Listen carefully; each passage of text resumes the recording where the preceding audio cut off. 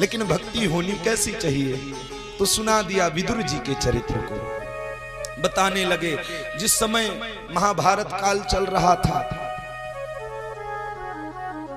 गोविंद पांडवों की ओर से शांति दूत बनके आने वाले हैं, ये संदेशा संपूर्ण हस्तिनापुर में फैल चुका है। और धृतराष्ट्र को परिलक्षित करके विदुर जी कहते, महाराज यदा तु राजा स्वसुतान साधुन पुष्णन्न धर्मेण विनष्ट दृष्टि। हे महाराज, ये जो आपकी दृष्टि नष्ट हो चुकी है, इस अंतर नेत्र को खोल करके देखिए।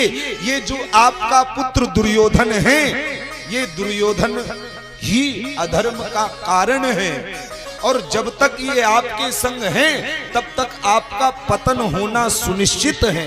इस बात को जान लीजिए। इसलिए यदि अपना कल्याण चाहते हैं तो दुर्योधन को रोकें, ऐसा दुस्साह करने से रोकें। दुर्योधन जो द्वार के पीछे खड़ा होकर के सब सुन रहा था, सभागार में आ गया। अरे विदुर, दासी पुत्र होकर के भी मेरे प्रीत्यर्थ मेरे पिता महाराज को भड़का रहा है। विचार कर, यदि तुझे इस राज्य से, इस सभागार से निकाल दिया जाए तो क्या तेरे खाने की भी व्यवस्था कहीं है? इसी राज्य का खाता है और यहीं रह करके मेरी ही बुराई कर रहा है। विदुर जी मुस्कुराए। विदुर जी ने कहा, भैया दुर्योधन, मैं तो तुम्हें दुर्योधन नहीं, मैं तो तुम्हें सुयोधन कहूंगा। दुर्योधन मतलब क्या? जो दुर्बुद्धि वाला है, और सुयोधन माने जो सुंदर बुद्धि वाला है। विदुर जी कहते, भैया मैं तो तुम्हें सुयोधन कहूंगा, और तुम मुझे क्या अपनी सभागार से निकालोगे? मैं स्वयं ही तुम्हारी इस सभा को छोड़ करके जा रहा हूं। उस राज्य को छोड़ करके विदुर जी कदली वन आए, और कदली वन में छोटी सी पर्णकुटी बना करके विदुर जी अपने पत्नी के सहित निवास करने लगे। आज विदुर जी जब घर आए तो विदुरानी से बोल पड़े, देवी जानती हो हमारे गोविंद, हमारे कन्हैया शांति दूत बन करके आ रहे हैं। विदुरानी ने कहा, स्वामी यदि गोविंद आ रहे हैं तो इसमें विशेषता क्या है? अरे हम गोविंद से मिल पाएंगे तो नहीं? विदुर ने कहा, रे तू बावरी हो गई है। अरे भले ही गोविंद हमें न देख पाए, हम गोविंद से बात नहीं कर पाए तो क्या हुआ, हम गोविंद के दर्शन तो कर पाएंगे। तू चिंता क्यों करती है? समझाते। आज गोविंद शांति दूत बन करके पधारे हैं। समस्त हस्तिनापुर की जितनी भी प्रजा है सभी उस सभागार में आकर के एकत्र हो गई हैं, और उसी सभागार के मध्य विदुर विदुरानी दोनों विराजमान हैं। गोविंद पांडवों की ओर से शांति दूत बन करके आए। कौरवों में दुर्योधन के सन्मुख बैठ करके उन पांडवों की ओर से प्रस्ताव रखा। गोविंद कहते, भैया दुर्योधन, मैं तो कहता हूं, मैं पांडवों की ओर से प्रस्ताव लेकर के आया हूं, और मैं निवेदन करता हूं, आप पांडवों को केवल और केवल 5 गांव ही दान कर दें। इससे अत्यधिक हम आपसे और कुछ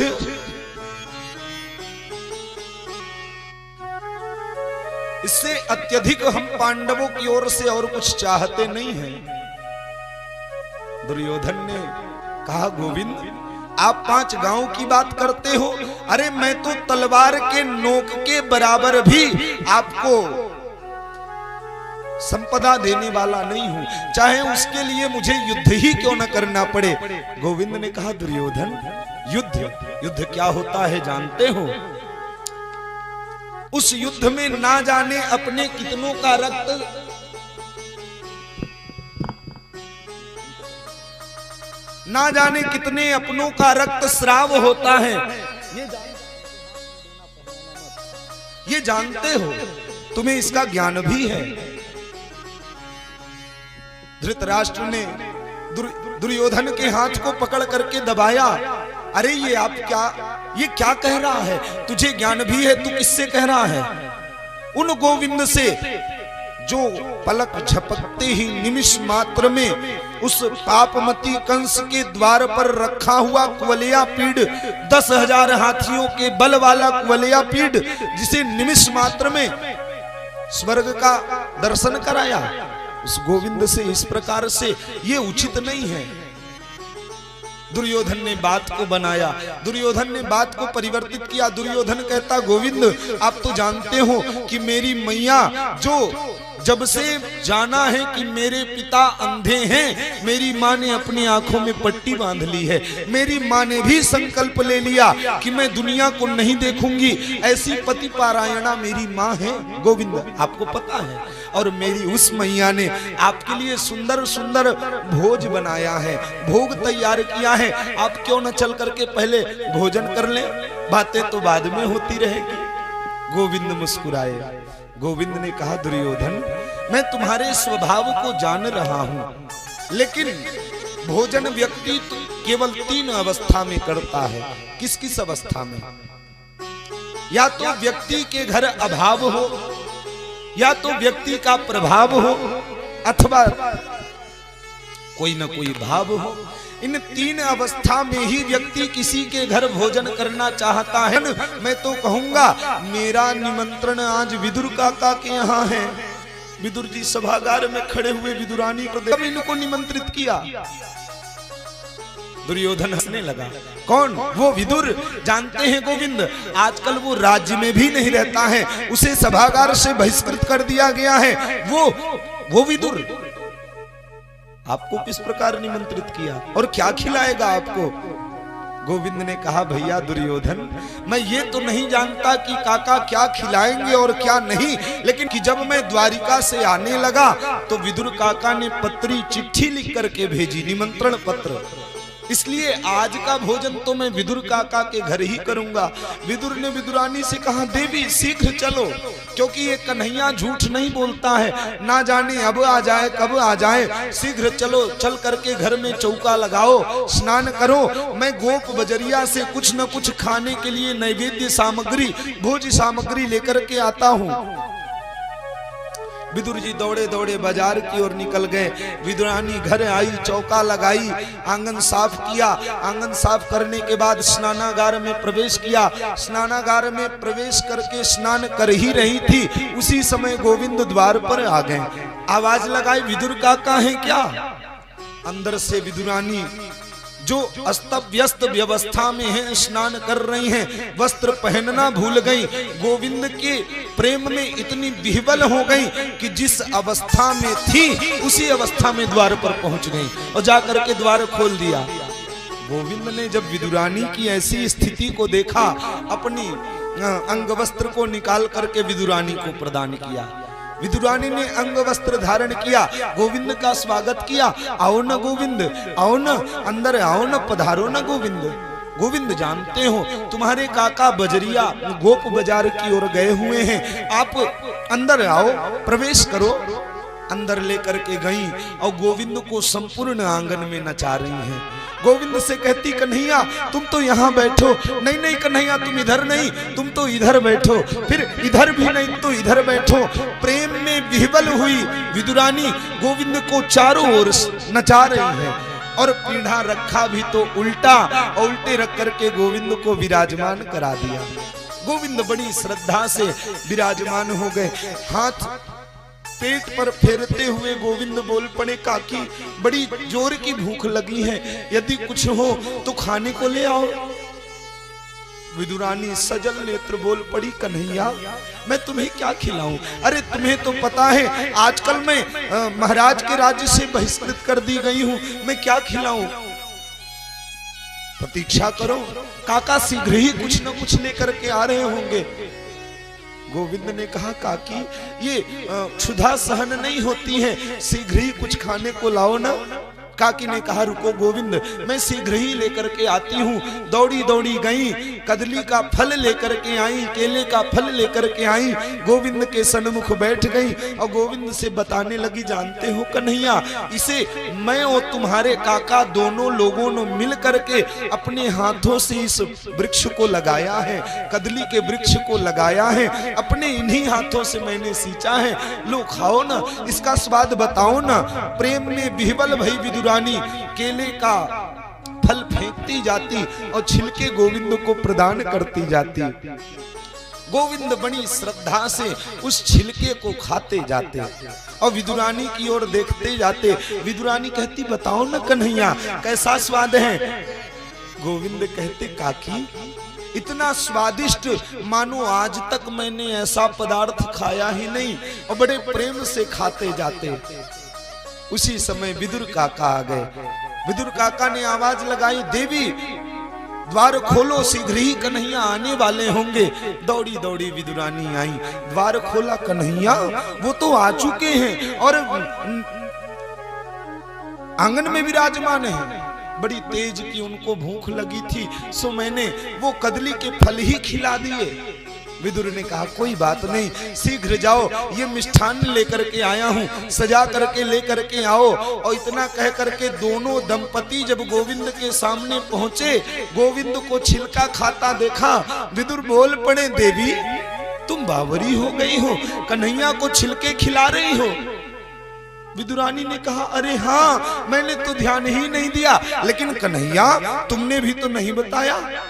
गोविंद ने कहा अरे हाँ काकी मैंने भी नहीं ध्यान दिया कि मैं फल खा रहा हूँ या छिलके खा रहा हूँ, मैं तो केवल और केवल आपकी श्रद्धा को देख रहा था, आपके भाव को देख रहा था। विदुर ने कहा कोई बात नहीं देवी, शीघ्र लेकर के आओ। मिष्ठान्न आया, गोविंद के सन्मुख रखा गया, गोविंद खाने लगे और खाते हुए गोविंद बोल पड़े विदुर काका एक बात बोलूं। विदुर जी ने कहा बोलो न कन्हैया क्या बात है। गोविंद ने कहा काका काकी के जो उस छिलके में जो स्वाद था ना, वो आपके लाए हुए इस मेवे मिष्ठान्न में नहीं है।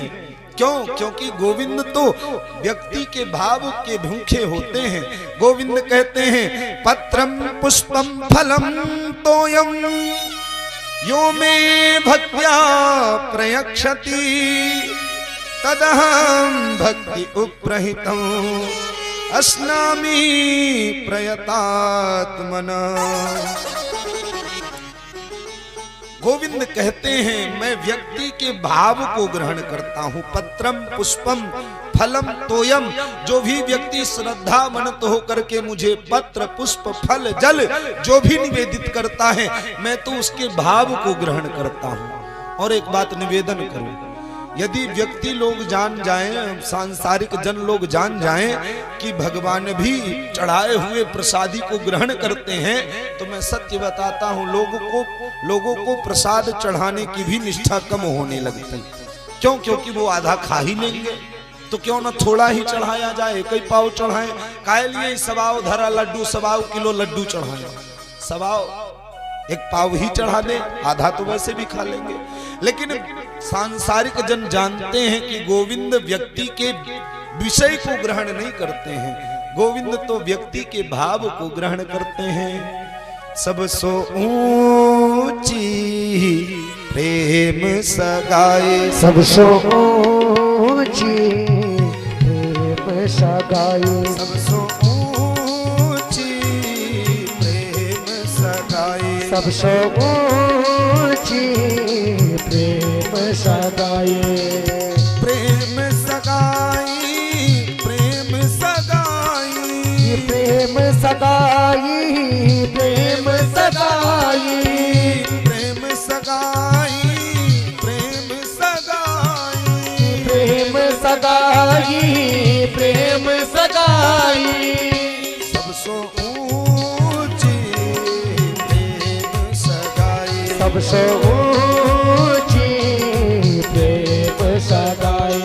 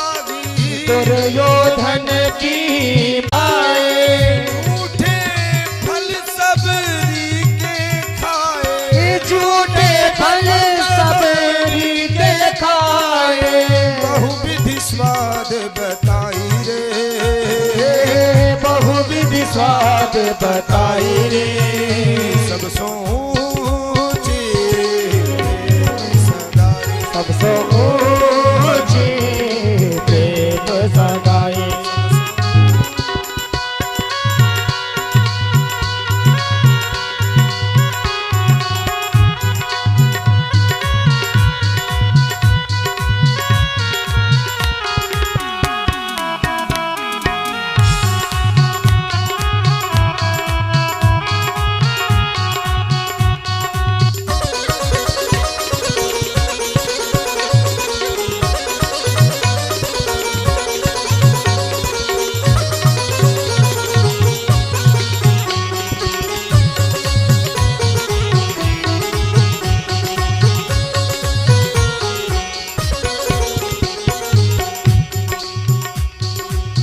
राजसूयज्ञ युधिष्ठिर कीन्हा, राजसूयज्ञ युधिष्ठिर कीन्हा, राजसूयज्ञ युधिष्ठिर कीन्हा, राजसूयज्ञ युधिष्ठिर कीन्हा, तामे झूठ उठाई, तामे झूठ उठाई रे, सब सोचे प्रेम सगाई, सब सो ऊंची प्रेम सगाई, सब सोचे प्रेम सगाई, सब सो ऊंची प्रेम सगाई।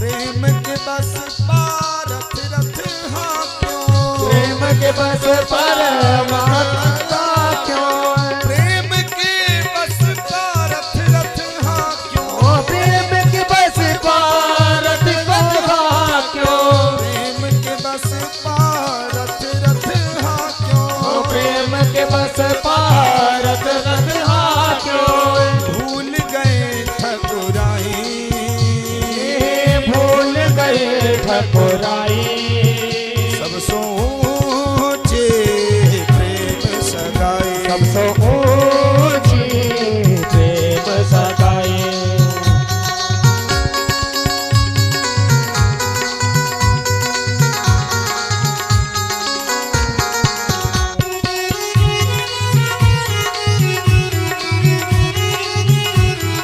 जय हो।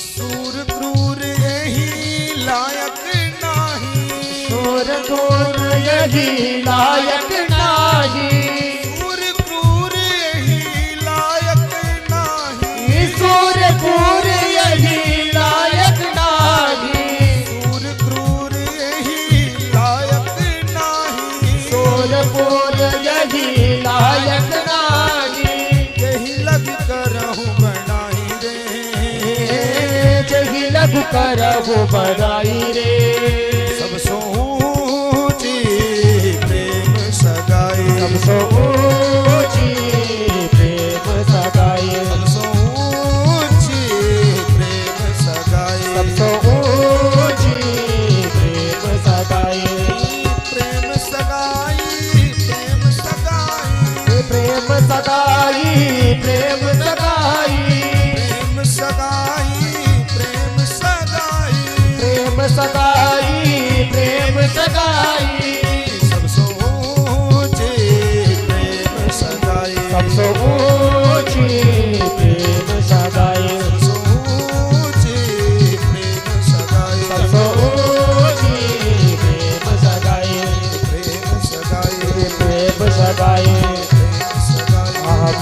सगाए। प्रेम सगा।